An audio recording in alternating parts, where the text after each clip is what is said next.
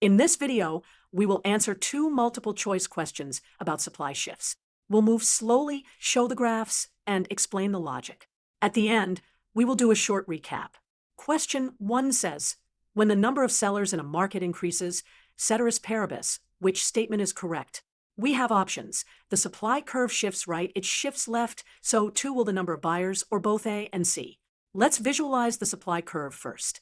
More sellers means a greater ability to supply at every price. That is a rightward shift of the entire supply curve. We are not moving along the same curve. The whole curve moves. Watch as the new supply curve appears to the right. Now compare the answer choices. The correct choice is that the supply curve shifts right. The number of buyers is not forced to increase just because there are more sellers.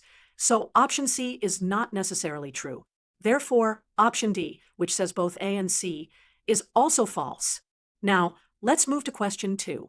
A farmer can plant either corn or wheat on the same plot of land. Corn and wheat are substitute goods in production.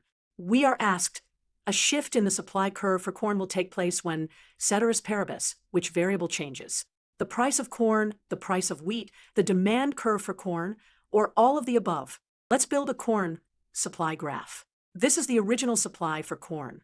If the price of corn itself changes, that is a movement along the curve, not a shift. So a change in the price of corn alone does not shift supply.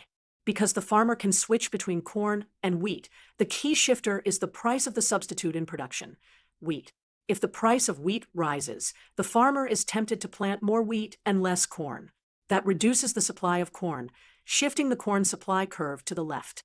If the price of wheat falls, the farmer plants more corn, shifting corn supply to the right. So the price of wheat changes the supply of corn. Now, let's check the choices.